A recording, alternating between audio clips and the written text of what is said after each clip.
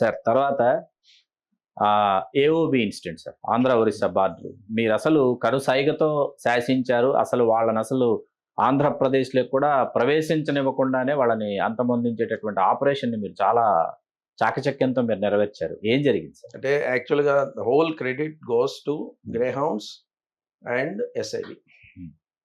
Intelligence SIB special intelligence plus Greyhounds. AOB's entire operation credit goes to Greyhounds and SIB, that is intelligence. So అప్పట్లో ఉన్న అధికారులు సురేంద్ర బాబు గారు కానివ్వండి, outstanding job they have done. Outstanding means outstanding job. ముఖ్యంగా అక్కడ ఇప్పుడు మన దగ్గర అనురాగ్ శర్మ గారు కూడా ఉండేవాళ్ళు తెలంగాణలో. Especially greyhound boys, we feel proud that they are from our state. AP state KS Vyas garu ఎట్లయితే దాన్ని గ్రేహౌండ్స్ని సృష్టించారో, ఇప్పటికీ కూడా దేశంలో ఒక రోల్ మోడల్ ఫోర్స్ మనది. దొరగారి దగ్గర నుంచి, హెచ్ఏ దొరగారి దగ్గర నుంచి, వాళ్ళు ట్రైనింగ్ ఇప్పించడం దగ్గర నుంచి మా అందరికీ. అంటే నక్సలిజం కంట్రోల్లో వీరు చేసినటువంటి పాత్ర ఒక ఇంటర్వ్యూలో చెప్పేది కదా, అంత చక్కగా చేసేవాడు. సో తెల్లారి పొద్దున వాళ్ళకి ఇన్ఫర్మేషన్ రావటం, ఎలా ఇన్ఫర్మేషన్ వచ్చిందన్నది కొంచెం సీక్రెట్గానే ఉంచుదాం, తప్పకుండా. అండ్ దెన్ ఆ ప్రాసెస్లో గ్రేహౌండ్స్ బాయ్స్ రాత్రి అంతా 17-20 కిలోమీటర్లు పరిగెత్తి, కొండల్లో గుట్టల్లో పరిగెత్తి 3 రోజులు ఎన్కౌంటర్. ఒక రోజు ఎన్కౌంటర్ కాదు, 3 days. 3 days. It's not one day encounter. AOB Ramaguda encounter is not one day encounter, it was 3 days. In fact నేను సురేంద్ర బాబు గారు కూడా ఒక ఉచ్చులో ఇరుక్కునేవాడు. మధ్యలో పోయాం అక్కడికి. నక్సలైట్స్ అక్కడ ఉండగా, దాంట్లో ఉండగా మేము పోతున్నాం అక్కడ. That was the scenario. Third day also there was deaths అనమాట, Naxalites deaths. So that was not supported by Orissa DGP, but government of India.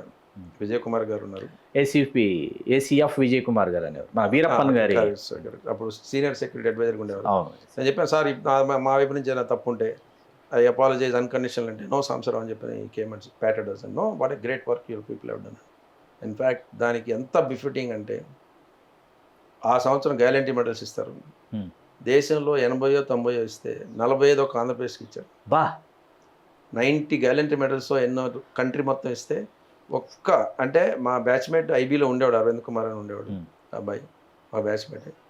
నేను అన్నాను, చాలా థ్యాంక్స్ అరవింద్ అంటే, నేను మాట్లాడు ఐబీ డైరెక్టర్తో అన్నాడు. నేను మాట్లాడచ్చా అన్న, కొంచెం ఎట్టయినా డీజీగా ఉన్నాను, భయం వస్తుంది. భలేవాడు నువ్వు డీజీ మాట్లాడచ్చా అంటే, మాట్లాడితే sir so much I'm grateful to you sir for the consideration అంటే, లేదు సంవత్సరం your boys have done well, we have given అన్నాడు. So I was so happy. కాకపోతే అన్ఫార్చునేట్లీ అందులో అబూబకర్ అని చెప్పిన ఒక హోమ్ గార్డ్ చనిపోయాడు. సురేంద్ర బాబు గారు వీళ్ళందరూ కూడా ఇన్ ఆనర్ ఆఫ్ హిమ్ ఒక పెద్ద బిల్డింగ్ కట్టి అబూబకర్ భవన్ అని పెట్టడం. మేము కూడా ఆ రోజుకి గవర్నమెంట్ ఒక 10 lakhs ఎంత ఇస్తుంది, నేను నా వెల్ఫేర్ నుంచి ఒక 15 lakhs పెట్టి 25 lakhs next day morning cheque ఇవ్వడం. వాళ్ళ మదర్ మమ్మల్ని రిక్వెస్ట్ చేసింది, అయ్యా నా కూతురికి అల్లుడికి జాబ్ లేదని. సాయంత్రానికి 2 హోమ్ గార్డ్స్ ఇప్పించాను. Yoganand was this thing. ఎందుకంటే అగైన్ ఐఎమ్ టెలింగ్ యూ, మనం ఇవాళ టీలు కాఫీలు తాగుతాం, ఏసీలు బ్రహ్మాండం, ఎవ్రీథింగ్ ఇస్ ఫెంటాస్టిక్. కానీ కామన్ మ్యాన్ పరిస్థితి ఒక హోమ్ గార్డ్.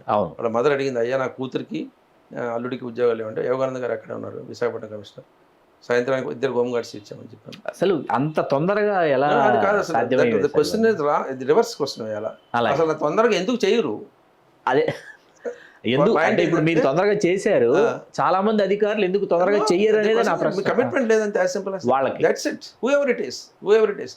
ఒక పక్క ప్రాణం పోతే అంతకన్నా మీకు ఏమన్నా పెద్ద అంతకంటే నష్టం ఉండదా? దెన్ వాట్ హ్యాపెండ్, లెటర్ రాసాం కలెక్టర్ గారికి. ఇండిపెండెంట్ గర్ల్ అమ్మాయి అంటే, కలెక్టర్ గారు ఒక 2 years తర్వాత అమ్మాయి కమర్షియల్ ట్యాక్స్ డిపార్ట్మెంట్లో జాబ్ వచ్చింది. ఎవరు చనిపోయిన అబూబకర్ చెల్లెలకి. నేను సీఈఓ గంగావరం పోర్ట్గా ఉన్నాను. పిల్లలు తీసుకొని కాళ్ళు పట్టుకోవడానికి వచ్చింది. I so happy I was. అంటే నేను ఎందుకంటే ఇవన్నీ ఏంటంటే inspiring moments for us. Frankly speaking, మనం ఆరోగ్యంగా ఉన్నాం, 4 రోజులు బతుకుతున్నాం అంటే, 4 సాయం చేస్తే గుర్తుంటుంది. మనం సంతోషపడతాం. ఫస్ట్ ఆఫ్ ఆల్ ఏముంది, డబ్బునోడికి ఎవడని చేస్తారు సాయం చేస్తారు. So banks also can go and then give loan whether it's required or not, that's different story. So ఆ విధంగా దట్ వాస్ అది పాప విజయ్ కుమార్ గారు వీళ్ళందరూ చాలా మ్యాసివ్ హెల్ప్. అంటే ఆ సపోర్ట్ చెప్పాను కదా, త్రూఅవుట్ ద కెరీర్ నాకు సబార్డినేట్స్ ఎంత సపోర్ట్ ఇచ్చారో, సీనియర్ ఆఫీసర్ నుంచి కూడా బ్లెస్సింగ్స్ అలానే ఉంటాయి. సార్ మీ ఆ సుదీర్ఘ ప్రయాణంలో ఇవాళకి నేను మర్చిపోలేనటువంటి సంగతి ఏంటంటే, మొదట డీజీపీ ఆఫీస్ అంటే జేవి రాముడు గారి తర్వాత మీరు ఆ కూర్చునేటటువంటి ఆఫీస్కి నేను రావటం జరిగింది. ఏది మీరు ఆంధ్రప్రదేశ్ డీజీపీ గవర్నమెంట్, అది క్లబ్బు విజయవాడలో. అక్కడి నుంచి మళ్ళీ మీరు స్టేట్ హోమ్ ఏదైతే మీరు బిల్డ్ చేశారో ఆ స్టేట్ హోమ్కి కూడా రావడం జరిగింది. ఒక్కసారిగా స్టేట్ హోమ్కి వచ్చిన తర్వాత అసలు ఆ ఫైన్ డైనింగ్ ఏరియాలు, లైబ్రరీస్, ఆ వెయిటింగ్ లాంజెస్, తర్వాత ఏమో ఆ అద్భుతమైన కొటేషన్స్తో కూడినటువంటి పోస్టర్స్, అసలు యాంబియన్సే ఒక స్టేట్ హోమ్లోకి వచ్చిన ఫీలింగ్. అట్లాగే మీరు ఎక్కడైతే మీరు కూర్చుంటారో అక్కడికి వచ్చిన తర్వాత వ్యూ అనమాట. అసలు how is it possible sir? ఇది అతి తక్కువ సమయంలో మీరు అసలు దాని యుద్ధ ప్రాతిపదికన పూర్తి చేశారు. మీరు ఎట్లా సాధ్యమైంది సార్? ఏం లేదు, రాష్ట్రం డివైడ్ అవుతున్నప్పుడే నేను మంగళగిరి బెటాలియన్ ఎప్పుడు విజిట్ చేయాలి నా సర్వీస్లో. ఫస్ట్ టైం డీజీగా చార్జ్ చేసిన తర్వాతనే పోయాను అక్కడికి. అప్పుడే స్టేట్ డివైడ్ కాకముందు, డివైడ్ అయితే మాత్రం మనకి హెడ్ క్వార్టర్ అక్కడ ఉండాలని నిశ్చయమైంది మనసులో నిర్ణయించుకున్నారు. ఎందుకంటే నేషనల్ హైవే ఉంది పక్కనే గుంటూరు విజయవాడ, మంగళగిరి పెద్ద దూరం ఏం కాదు. సో చినరాజప్ప గారు గౌరవనీయులు అప్పుడు హోమ్ మినిస్టర్ గారు, ఆయన వచ్చి ఫౌండేషన్ స్టోన్ వేయడం 10.5 monthsలో కంప్లీట్ చేయడం.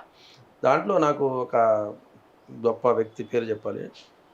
ప్రొఫెసర్ పాండురంగారావు గారు ఒక ఆయన ఉన్నారు, సిద్ధార్థ ఇంజనీరింగ్ కాలేజీలో. ఆయన స్ట్రక్చరల్ ఇంజనీర్, సివిల్ ఇంజనీర్. నేనేం చేసేవాడిని కదా, నా బిల్డింగ్ సేఫ్గా ఉండాలంటే ఇనుము ఎంత, సిమెంట్ ఎంత, ఇది మీరు చెప్పండి, మిగిలింది మీరు ఏం మాట్లాడబోకండి చెప్పి. That's I take that stand even now. నా బిల్డింగ్లో కిటికీ ఎక్కడ ఉండాలి, ఎంత పెద్దది ఉండాలి, ఏమిటి అనేది మీరేం మాట్లాడబోతున్నారు. It was a glass house actually. అవును, టుడే పీపుల్ మే సే మేము ఏసీలకి భరించలేకపోతాం, అవన్నీ కరెక్ట్ కాదు. కానీ ఒక్క చెట్టు కొట్టకుండా, అవును, క్యాంటీన్లో కూడా చెట్టు అలా ఉంచేసి, నేను పర్సనల్గా కడియం పోయి ఆ చెట్లు తీసుకొచ్చి, పెద్ద పెద్ద చెట్లు తీసుకొచ్చి, యాజ్ ఇఫ్ దేవర్ ప్లాంటెడ్, ఒక 6 years ఎప్పుడు ప్లాంట్ చేశాను తీసుకొస్తే ఉద్యానవనంలోకి వచ్చినట్టు. I always like ambience, greenery, చక్కగా గ్లాస్ ఉంటే వ్యూ చూసుకోవచ్చు. వెనకాల లక్కీగా కొండ ఒకటి ఉంది, ఎయిమ్స్కి పోయే దారి. అవన్నీ ఏంటంటే అది కాన్సెప్షన్ ఒకటి. అది నేను చెప్పాను కదా, మీరు నమ్మరు. నేను ఏబి వెంకటేశ్వరరావు గారు ఇజ్రాయెల్కి ఈ ఏరోస్టాట్స్ అవన్నీ ఏదో కొనడానికి నక్సలైట్ కొంత సేఫ్టీకి పోతే, ఇజ్రాయెల్ నుంచి విజయవాడ దిగి ఫస్ట్ మా ఇంటికి పోలేదు, డైరెక్ట్గా బిల్డింగ్ కడుతున్న ప్లేస్కి పోయాను, డీజీపీ ఆఫీస్ బిల్డింగ్కి. ఆ ఇంజనీర్స్ అనేవాళ్ళు, సార్ ఇజ్రాయెల్ నుంచి వచ్చి ఇంటికి పోరా మీరు, డైరెక్ట్ ఇక్కడికి వచ్చారని అడిగారు. అవునా, నాకు 10 రోజులు లేకపోతే ఇక్కడ ఎలా ఉందో నాకు తెలియదు కదా.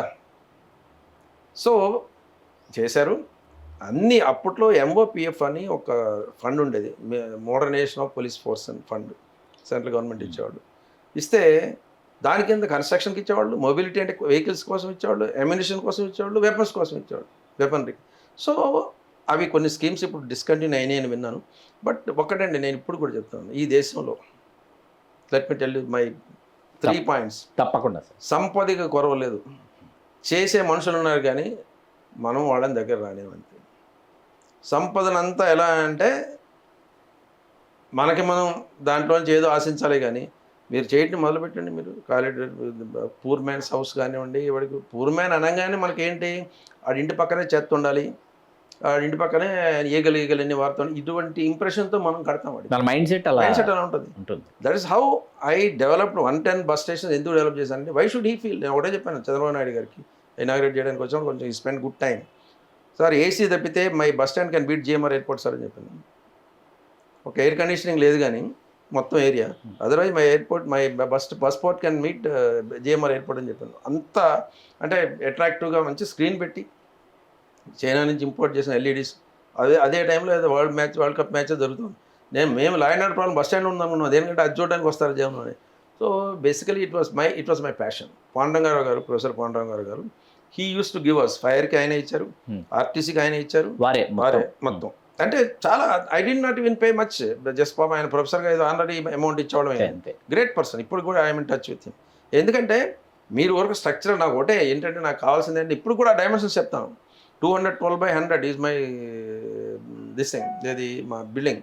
212 feet విడ్త్, 100 feet ఇది. ఇక్కడ ఒక కాలం ఉంటుంది, 44 అడుగుల తర్వాత ఇంకో కాలం ఉంటుంది, 12 feet తర్వాత ఇంకో కాలం, ఇంకో 44 తర్వాత. That's all, there no columns in between. దానికి ఏంటంటే వాళ్ళకి ఒక ఎక్స్క్లూజివ్, ప్రతి ఫ్లోర్లో డైనింగ్ హాల్ పెట్టాం, ఒక ఫ్లోర్ ఎక్స్క్లూజివ్గా ఉమెన్కి ఇచ్చాం.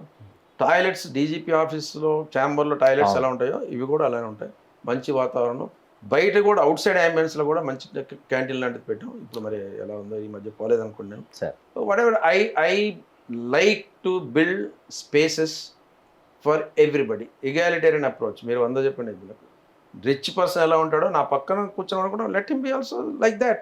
ఏమైనా బాగున్నావా, పిల్లలు బాగా చదువుతాను. ఇప్పుడు ఇవాళ రేపట్లో కానిస్టేబుల్స్ వాళ్ళ పిల్లలు ఎలా ఏఎంసీలో చదువుతారు, అండ్ ఆంధ్ర మెడికల్ కాలేజ్లో చదువుతాను. మొన్న ఫోన్ చేశాడు ఒకతో, చందు అని. సార్ మీరు ఆ స్కీమ్ ఇంకా మేము గుర్తుపెట్టుకున్నాం సార్ అంటే, మంచిదా, చాలా థ్యాంక్స్ రా బాబు, 94 ఇంకా గుర్తుపెట్టుకున్నాం, 30 years అయింది కదా. అంతే 30 years అంటే లేదు సార్ అంటే మీ దయ వల్ల మా పాప ఏం సార్ సంతోషం. మనకు అప్పుడప్పుడు మన పిల్లలు లాంటి వాళ్ళు ఫోన్ చేస్తున్నారని చెప్పాను. I'm very happy. సార్ ఆ తర్వాత పదవి విరమణ సమయంలో మీరు చాలా ఒత్తిడికి గురయ్యారని, కొన్ని ఇబ్బందులు ఎదుర్కొన్నారని విన్నాం, వాస్తవమేనా?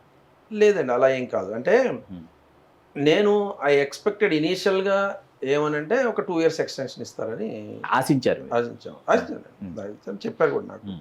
కొన్ని కారణాల వలన కొంచెం లేట్గా పంపించడం, అక్కడ సెంట్రల్ గవర్నమెంట్లో ఒక స్టాండ్ తీసుకున్నారు.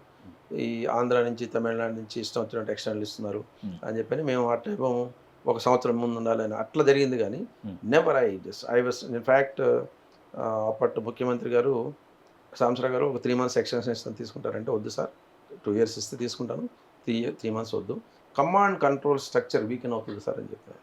ఆయన క్యాబినెట్లో కూడా డిస్కస్ చేసినట్టు గుర్తు నాకు. ఎందుకంటే ఇప్పుడు చాలామంది మన వెనకాల చాలామంది ఉంటారు డీజీపీ అవడానికి. ఇస్తే 2 years ఇస్తే మనం ఏదన్నా ఇంకా I would have gone like model police stations, Nagarampalem, old Guntur police station, అలాంటి దాదాపు 27-28 పోలీస్ స్టేషన్స్ కట్టాం. ఎలా అది జస్ట్ లైక్ అది చెప్పాను. ఆయన వచ్చారు, నగరంపాలెం వచ్చారు, సీఎంని పిలుస్తున్నారేంటి నగరంపాలెం అని ముఖ్యమంత్రి గారు అనుకో ఉండొచ్చు. వచ్చిన తర్వాత ఆయన ఆశ్చర్యపోయాను. అంటే ఎక్కడైనా ఏదో మన మార్క్ అని కాదు నేను చెప్పేది, అసలు మోడర్న్ పోలీసింగ్ తీసుకొచ్చిందే basically that is how not. అందుకనే నా ఏరియాలో లా అండ్ ఆర్డర్ ప్రాబ్లమ్స్ ఉండకూడదు, మా వాళ్ళందరూ కూడా బాధ్యతాయుతంగా పనిచేయాలి, ఎక్కడ కూడా అందరికీ నేను సమానంగా చూస్తాను. ఇది సింపుల్ 3 లాజిక్స్, పెద్ద ఇదేమి ఐన్స్టీన్ థియరీ ఏం కాదు కదా అది. సో అట్లా ఒత్తిడికి ఏం లేదు, అలా ఏం కాదు. బట్ డెఫినెట్లీ నాకు సర్వీస్లో ఉండగానే నాకు ఒక ఆఫర్ వచ్చింది, ఇక్కడ ఎక్స్టెన్షన్ వస్తే ఉండండి లేకపోతే మా దగ్గర రండి అని చెప్పని. అప్పట్లో ప్రమోటర్స్ గంగవరం పోర్ట్ నుంచి అక్కడ సీఈఓగా వెళ్ళారు గంగవరం పోర్ట్కి. నెక్స్ట్ డేనే వెళ్ళిపోయాను సార్. అక్కడ ఉండగా మీరు గంగవరం పోర్ట్ సీఈఓగా మీరు విధులు నిర్వహిస్తున్న సమయంలోనే అటు వైకాపా నుంచి ఇటు తెలుగుదేశం నుంచి కూడా రాజకీయాల్లోకి రమ్మని మీకు ఒకే సమయంలో మీకు ఆఫర్ వచ్చింది, ఎందుకు తిరస్కరించారు? కాదు, తిరస్కరించడం అంటే నేను అప్పుడు ఇప్పుడు ప్రస్తుత ముఖ్యమంత్రి గారు పాదయాత్ర చేస్తున్న సమయం, జగన్మోహన్ రెడ్డి గారు చేస్తున్నప్పుడు యలమంచిలి అక్కడ దగ్గర, మాకు పోర్టుకి దగ్గరే, అప్పుడు మర్యాదపూర్వకంగా కలవడం మాత్రం జరిగింది. జరిగినప్పుడు మాటలు మాట్లాడుకున్నాం, మీరు వస్తే ఎలా ఉంటుంది అన్న దాని మీద కూడా చర్చ జరిగిన మాట వాస్తవం. నేనే అబద్ధం చెప్పాల్సిన అవసరం లేదు, దాయాల్సిన అవసరం లేదు. మీరు ఏదైనా వస్తే నామినేట్ పోస్ట్ కూడా ఇస్తామని కూడా చెప్పారు. అప్పుడు విజయసాయి రెడ్డి గారు గౌరవనీయులు వారు ఏమన్నారంటే, సాంబశివరావు గారు కూడా మా దగ్గరికి వస్తున్నారు అన్నారు. బట్ నాకేంటంటే frankly speaking, let me tell you truth, sure sir, నాకు I'm not a rich man with lot of funds and all that kind. ఏదో ప్రాపర్టీ ఉంటే ఉండొచ్చాము, కానీ ఒక లిక్విడిటీ అంటూ ఒక 10 కోట్లు అంటే కూడా మేము భయంకరంగా కష్టపడాల్సిన అందరి దగ్గర. ఇప్పుడు మీ దగ్గర తీసుకున్నాను అనుకోండి, మీకు ఇవ్వాల్సిన బాధ్యత ఉంటుంది కదా, ఎక్కడే బాధ్యత ఉంటుంది కదా. So purely on the money considerations I did not join, purely on money considerations. ఎందుకంటే ఆ తర్వాత అజయ్ కల్లాం గారు కూడా చెప్పారు, సంవత్సరం మేము అంతా వర్కౌట్ చేసాం అనకాపల్లికి అని చెప్పి అనుకున్నారు. కానీ నా వైపు నుంచి కూడా అంతా కొంత హెసిటేషన్ అన్నమాట వాస్తవం. అంటే ఏంటంటే వాళ్ళంతా వాళ్ళే అడిగినప్పుడు మనం పోవాలి ఆ టైంకి. తెలుసు అప్పట్లో ఫ్రాంక్లీ స్పీకింగ్, అప్పట్లో పాదయాత్ర చేసినప్పుడే తెలుసు వారు పవర్లోకి వస్తారని కూడా తెలుసు. ఇవన్నీ ఉన్నాయి. జగన్మోహన్ రెడ్డి గారు కూడా చాలా అంటే ఆప్యాయతతో చెప్పారు, సాంబశివరావు గారు నిడబయలు ఓడిపోవడం బాగోదు, నామినేట్ పోస్ట్ తీసుకుని అన్నట్టుగా అన్నారు. సో ఏదైనా ultimately point is I was hesitant then and even the last elections purely on one consideration, money considerations, number 1. Number 2 ఏంటంటే, నేనేంటో తెలిసిన తర్వాత నేను పోయి చేతులు కట్టుకొని నిలబట్టడం అంటే నాకు వల్ల కాదు. ఎందుకంటే ఇక్కడ I also expect some minimum respect from the parties. ఆ విషయంలో both the parties they treated me well, I thank them. ముఖ్యంగా ఇప్పుడు అంటే 2019లోనే అడిగారు చంద్రబాబు నాయుడు గారు, అంటే అప్పుడు 1.5 అయిపోయింది కదా, రిటైర్ అయిన తర్వాత సాంబశివరావు గారు ఎప్పుడు వస్తున్నారంటే, yes sir please take charge, మీరు చార్జ్ చేసుకున్న తర్వాత వచ్చేస్తాను సార్ మీ దగ్గరికి అన్నాను. So basically I'm still bureaucratic mind ఉంటుంది మాకు, ఫ్రాంక్లీ స్పీకింగ్. తప్పకుండా. Please do subscribe to Telugu Rajyam channel. Please do subscribe to Telugu Rajyam channel. Please do subscribe to Telugu Rajam channel. Hi అండి, నేను మీ ఆర్పీని, నెల్లూరు పెద్దారెడ్డి చేపల పులుసు ఓనర్ని. మీరు తెలుగు రాజ్యం అనే ఈ యూట్యూబ్ ఛానల్ సబ్స్క్రైబ్ చేసుకుని మంచి మంచి వీడియోలతో వస్తారు. Thank you so much. Hi people, I'm Sonakshi Verma and you please watch Telugu Rajam and please subscribe to the channel.